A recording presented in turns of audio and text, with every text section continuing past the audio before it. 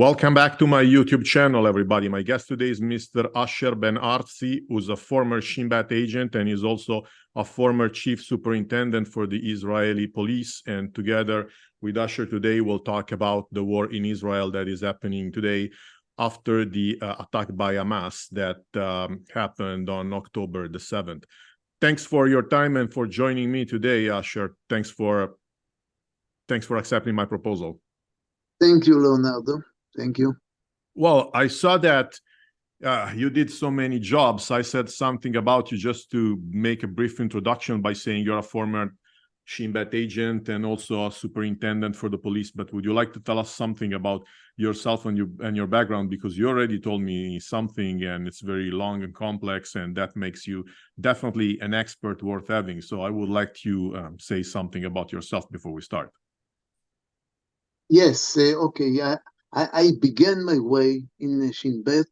It was many years ago. I can count, but it was many years ago. Then I moved to the Israel National Police. I emphasize National Police because we are a small country. And as a small country, we have only one police, and this is the National Police. The border police is a part of the national police, unlike the Italy system, unlike the French system, unlike the Spanish system. They have the Policía Nacional and the Guardia Civil. We have only one police in Israel. And so I moved to the national police. And something like 10 years ago, I retired after 34 years in service, which means a long service, a long career, a long service. And as you mentioned, after my retirement, I'm very busy. I'm very busy. I'm an associate of the ICT Institute for Counterterrorism, and the counterterrorism is also my expertise. I have two intelligence companies. One company is a small Israeli company, and our expertise is cyber and forensics. And I'm a partner in a bigger international cyber and intelligence company. This company actually is not Israeli, is not registered in Israel. The company itself is registered in Singapore. And our president is my good friend, who was the commissioner or the chief of Singapore police, and he was the president of Interpol, and that's the way I met him actually, and we are friends. And I asked him to be our president, and as we say in Israel, and all the rest is history. So I'm busy in these two fields, forensics and cyber. So regarding my service in the police, my biggest position in the police, I have two senior positions. I was the director of the security department of the Israel National Police, and then I was the director of Interpol. And I was the commander of the Israeli police attaches overseas in this position also. So I used to make all the contacts with all the intelligence agencies and the police agencies around the world in the name of the Israel National Police. And it was a very long and interesting career, and some of these things I do also now as a civilian. and have some very interesting partners. But we have offices around the world, including Singapore, of course. Okay, so sorry for interrupting. Go ahead. No, okay, that's these are the details. I told you, I've already told you that after my retirement, I joined the ICT, the Institute for Counterterrorism, and I'm busy. I'm busy also in this field until now.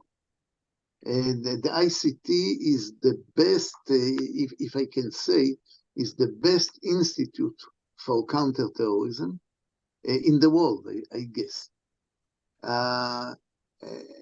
Anyway, the ICT was the first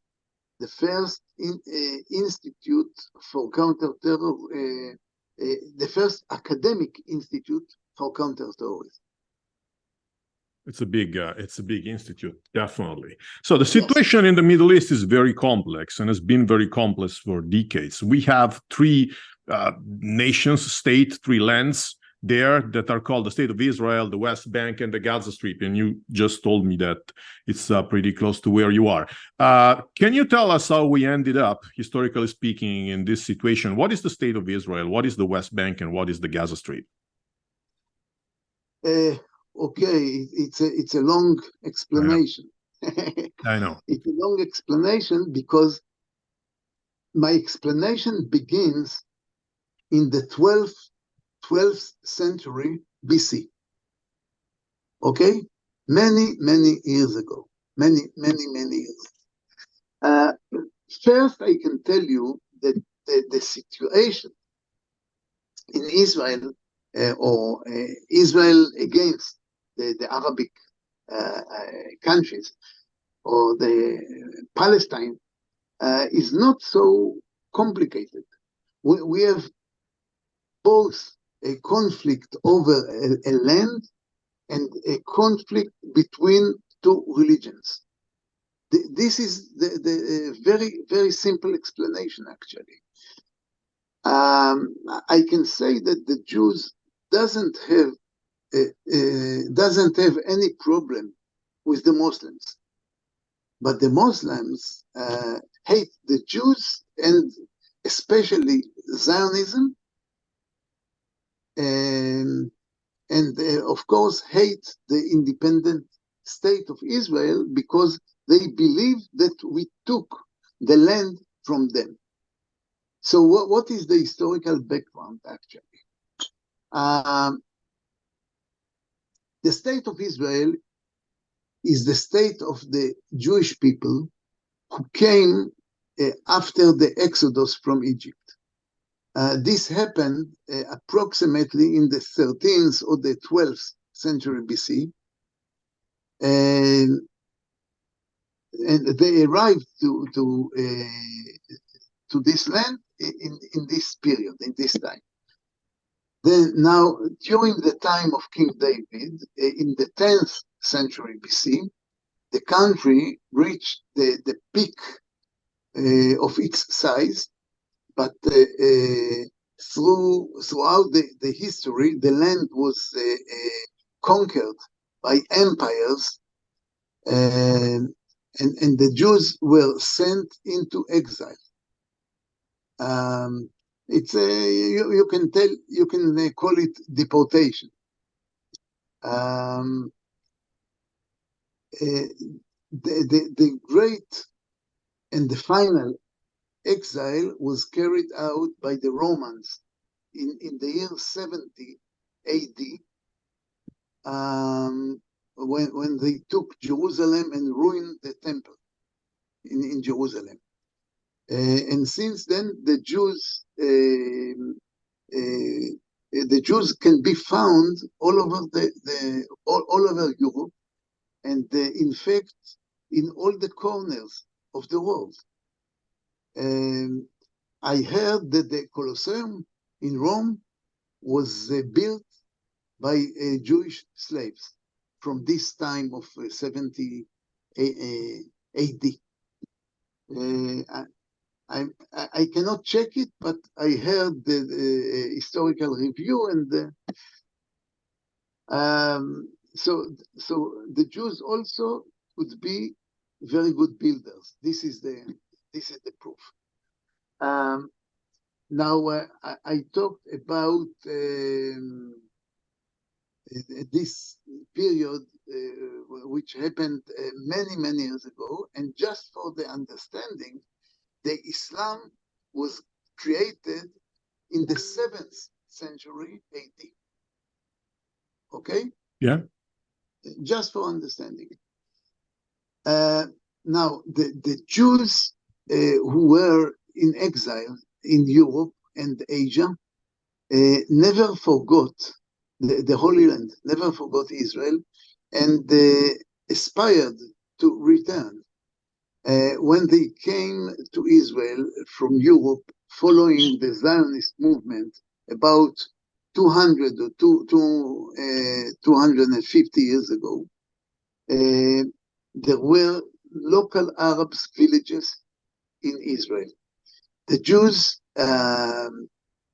bought lands from these local Arabs, and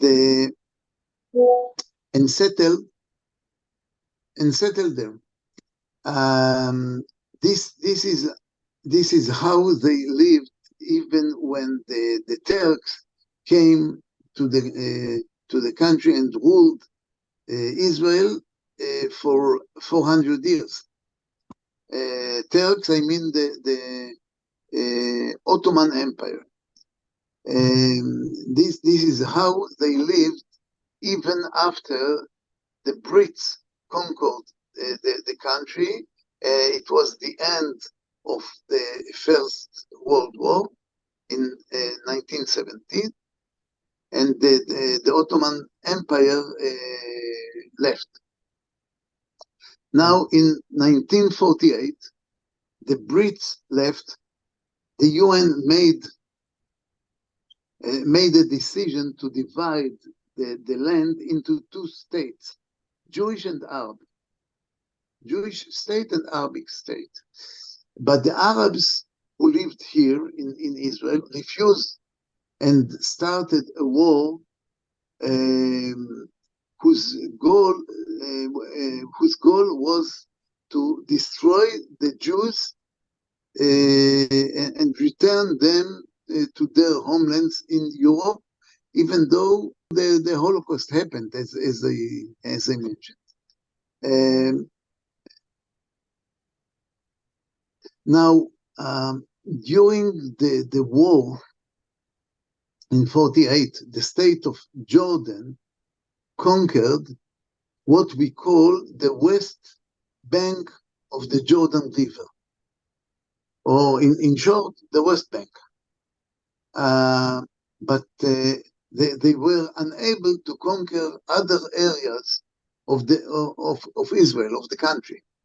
So, and from 48 until 67, Israel was a very narrow country.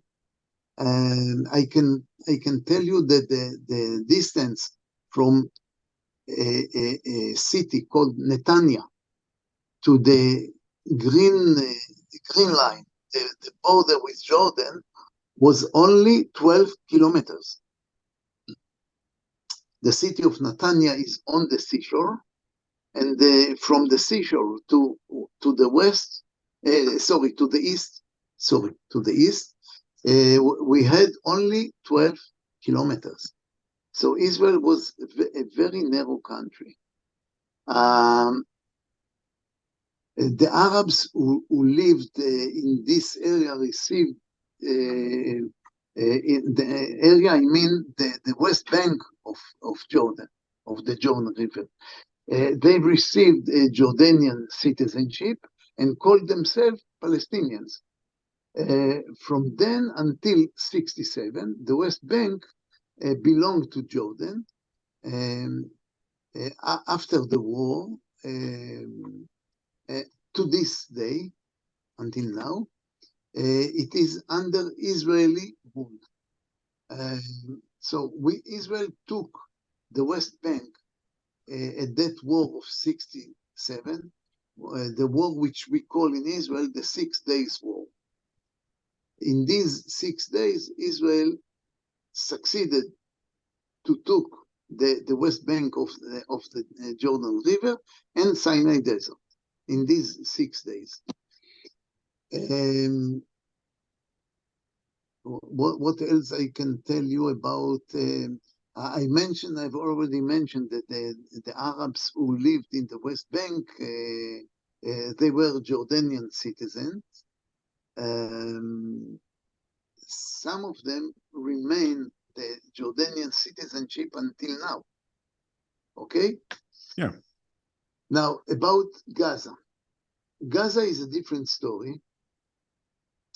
At the end of the war of 48, which we call in Israel our independence war, the Gaza Strip belonged to Egypt. The Egyptians, the Egyptian army succeeded to take Gaza Strip. Some residents received Egyptian citizenship, not all of them. The Egyptian government, they didn't want to give them Egyptian citizenship.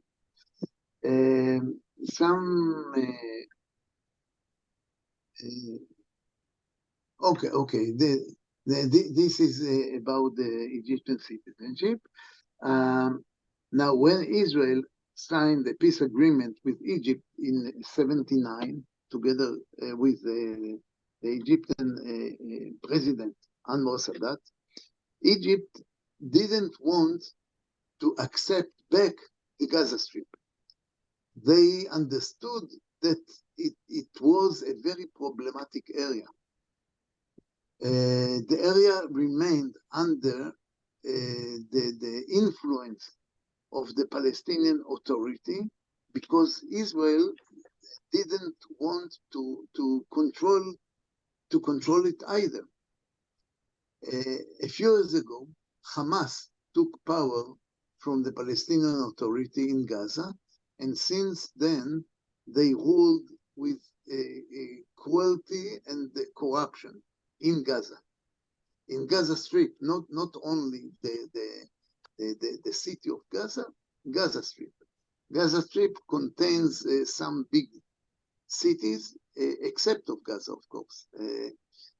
I can mention the name of Khan Younis in the south corner of Gaza Strip, close to the border of Gaza Strip to Egypt. So this is a short historical review about what happened in the western bank of the Jordan River, what happened in Israel itself, and what happened in Gaza Strip. Well, I think that it was long, but it was definitely needed because before we start talking about this, we need to assess what these three entities are. Otherwise, we just make a big confusion. So thank you for your very precious and detailed explanations. What was the situation of these three lands before October 7th? Were they peaceful? Were they already fighting with each other? How was it?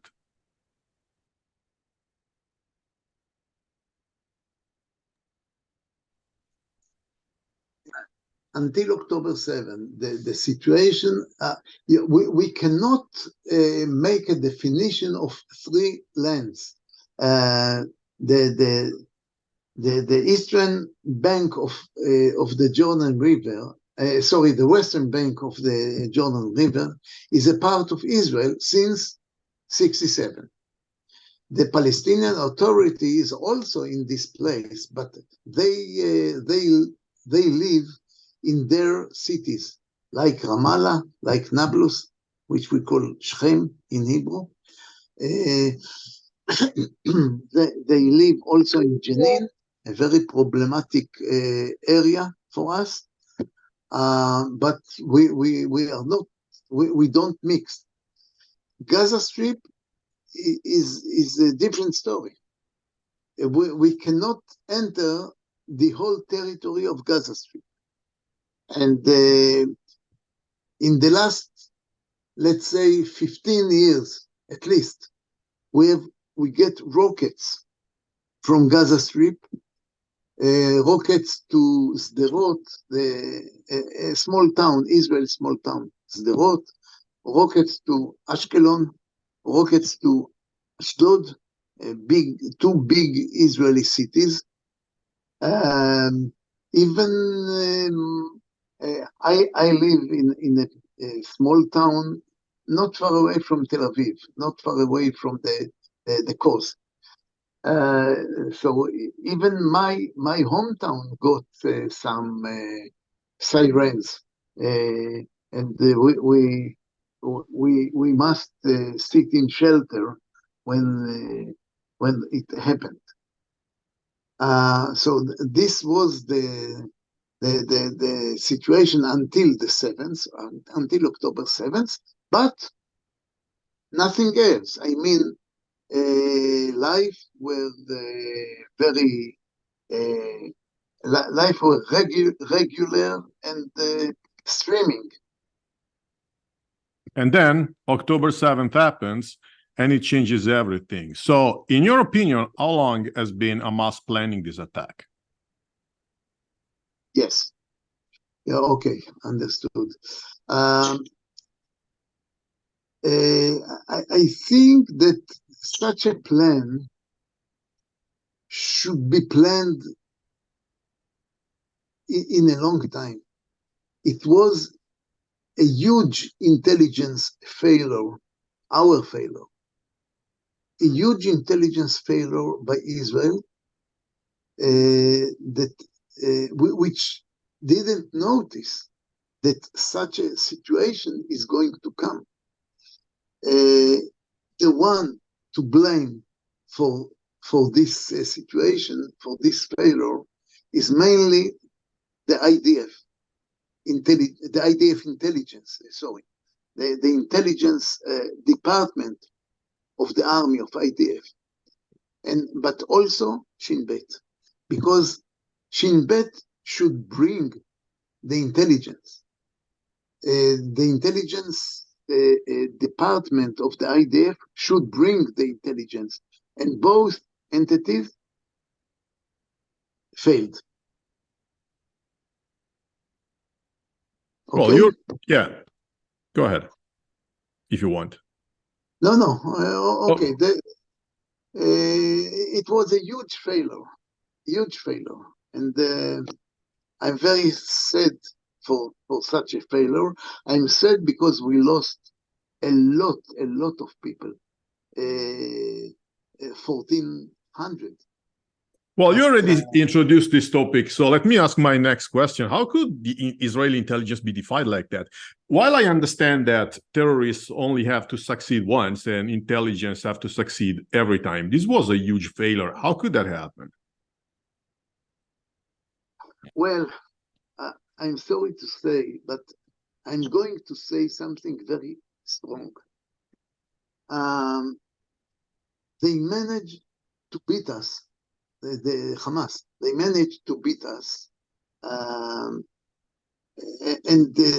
it was our fault, and the fault was the fault of the intelligence. And if you ask me about the reason is simple, as I can see it, and it is the reason is arrogance, contempt for the enemy, excessive self-confidence. It's very, very hard words, but I'm sorry to say it, but this is our failure.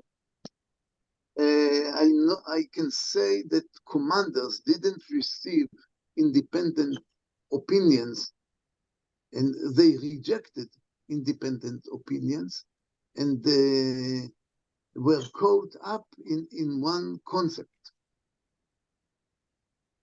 And this was the reason for the failure. In your opinion, what is the role of Russia and Iran in backing Hamas? Because this changes the whole picture. Because if Russia is behind this, it means, first off, that we have one global enemy. And second, it means that probably Russia is trying to distract the Western world from Ukraine. So let me recap. What is the role of Russia and Iran in backing Hamas? As far as I know, Russia has not overtly helped Hamas. Okay? Mhm. On the other hand, Iran helped Hamas massively and sent many weapons and missiles to Hamas and to Gaza Strip. In the research which we made, and I think you read an article about our research, we found evidence that Iranian and Russian hackers cooperated with Palestinian hackers when it comes to hacking the security cameras of the kibbutzim along the fence, along the border. So I'm not sure that Russia was involved directly, but Russia was involved through the Russian hackers. Maybe. You might be right. We don't know for sure yet, and probably we'll never know. So, you're an expert in Israeli military. So let me ask you something like this. What is Israel doing to make sure that they're not... Well, let me rephrase it.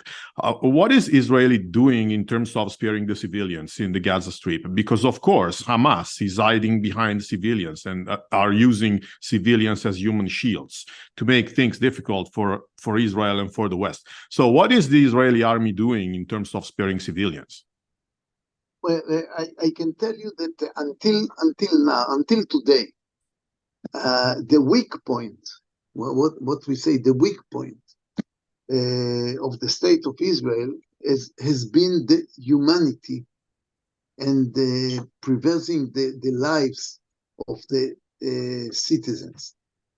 In contrast, the Palestinians who use them, as you said, human shields. The IDF is a moral army, the most moral army I ever heard about, and that doesn't use this army cannot use children and civilians. The Palestinian has turned hospitals, mosques, and the holy places, which until today Israel has avoided from damaging. They turn them into warehouses of weapons and missiles. We know for sure that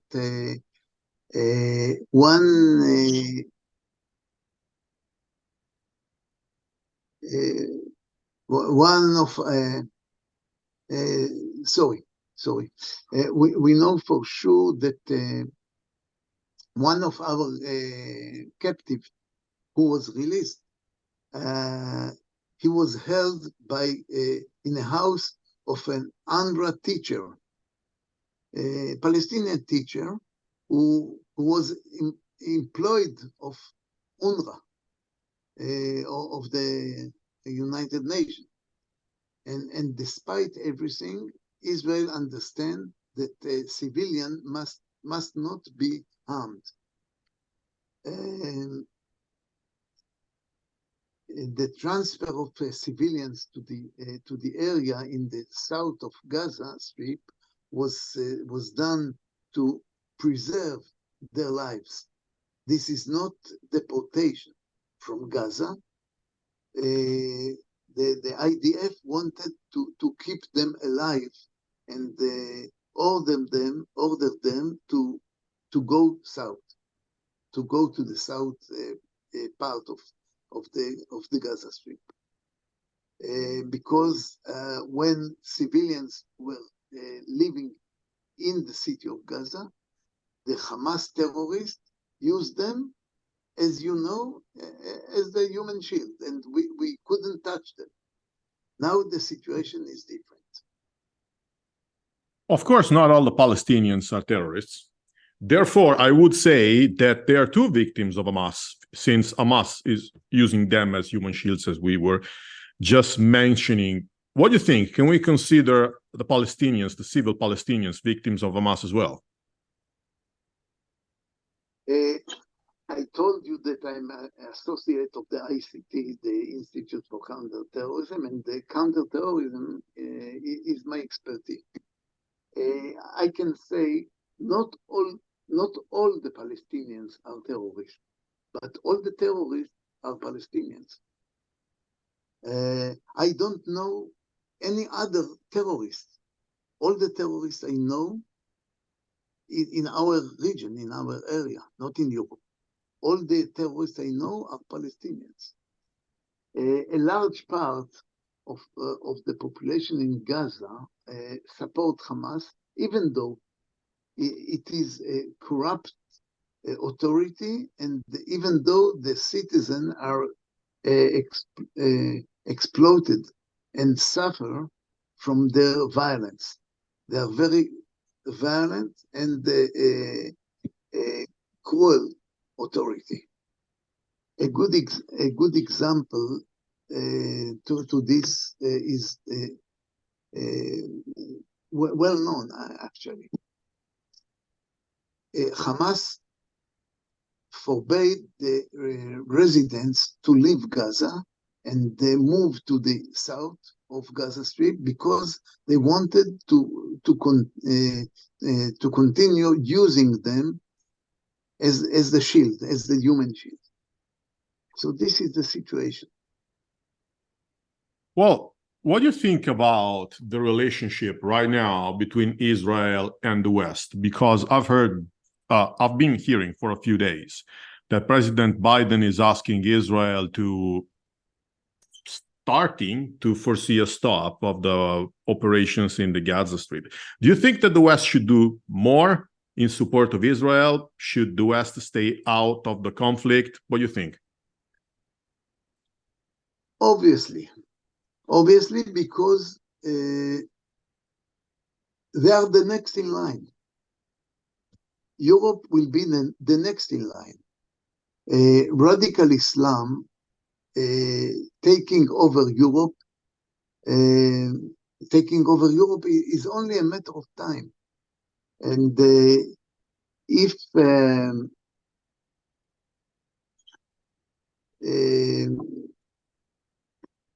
they will take Europe if measures are not taken, I'm sure. So the West should support Israel because we make your war also. It's the war of, this is our war and this is the European war also. And I don't hate Muslims, God forbid. I don't hate anyone. Me neither. But this is our war, our mutual war. Well, you're now living in Israel. So what I think is not clear from the news is, how is life in Israel these days? Like, if you live in big cities such as Tel Aviv, Haifa, or Jerusalem, are you guys living a normal life, or do you actually feel or live something different because there's a war going on? Well, the question is not so relevant, I think, because in Israel, as a whole, and in the big cities in particular, there is no change in the situation except for the massive support of all the citizens of Israel, all the Israelis, support for in the IDF and the soldiers. many citizens took time off from their jobs to help the soldiers, to help the welfare of the soldiers, including the reserve soldiers. I can tell you that many citizens donated a lot of money just to help the soldiers.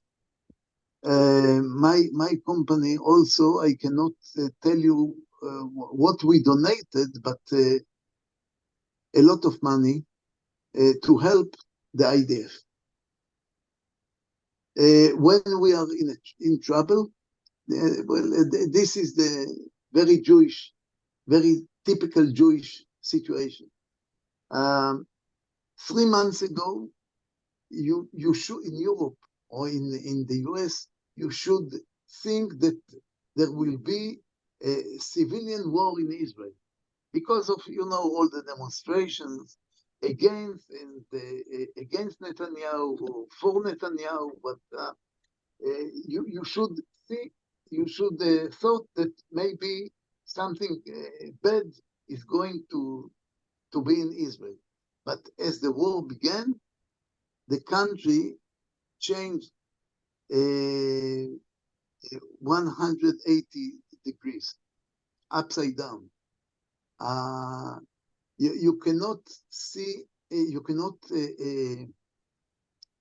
hear any political thoughts except thoughts about the how to end this war by a victory. But the question to end the war now is not relevant because we have to finish the Hamas story. Oh yeah. The Hamas is a terrorist organization. The Hamas shouldn't be alive. And it was the same with Al-Qaeda and ISIS in the last 2 decades. So absolutely. Let me ask you the most difficult question of them all. What would be a long-term solution for this complex situation in your opinion? Let me add that you're the third Israeli guest that I have on the channel, and the first two said that the two-state solution, which is so popular in the West, actually is not the final solution they wish to see, because if Hamas still wants to destroy Israel, having 2 states would just make things start over. Mm-hmm. What do you think? First, let me tell you that I cannot use the phrase final solution because of our because of our history. But for a long-term solution,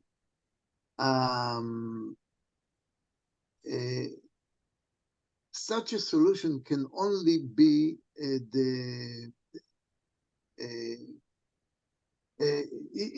now I think about it, the Palestinian Authority is also a corrupted authority. They cannot rule Gaza, not at all. The Egyptians doesn't want to rule Gaza. So the only solution, as I see it, is a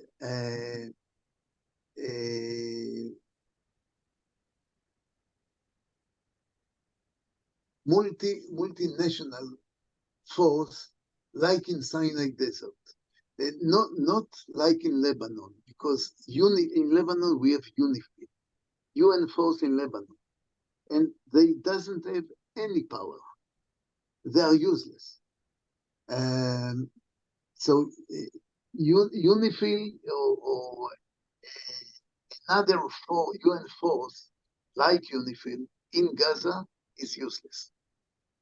The only solution, as I can see it, is what I said is multinational force, like in Sinai Desert, and a part, I can explain, a part of the peace agreement between Israel and Egypt was that Sinai Desert will be neutralize, I forgot the word in English, but will be a place with no weapon. How do you call it in English? Don't recall. A Okay. place with no weapon. Okay. Yeah, I understand. Demilitarized? Exactly. Yeah, okay. Demilitarized zone, DMZ, yeah. Yes, such a zone without any weapons. But the only power who can keep this situation is like a multinational force, like in Sinai Desert. In Sinai Desert, there is a big force. They call it MFO, Multinational Force and Observers. The Americans are responsible for this force. It doesn't belong to the UN. I know that the headquarters of MFO is in Italy, in Rome. They have a small headquarters also in Israel, in Ramat Gan. It's a big city near Tel Aviv. But the force itself, they sit in El Arish, they sit in the center of Sinai Desert, and they sit also near Sharm el-Sheikh, the south of the Sinai. As I can see, this is the only solution. I cannot get an idea of a UN force like in Lebanon. It will be useless. Well, many thanks for your very precious explanations, because as I said, you're the third Israeli guest that I have, but you're actually the first one who's actually based in Israel, because the other two I talked to in the last weeks are based in America. So you gave us a unique angle from the inside. So many thanks again for joining me today and for the explanations that you gave me and my viewers today. Thanks everybody else for watching this, and see you all next time. Bye-bye. Thank you very much. Bye-bye.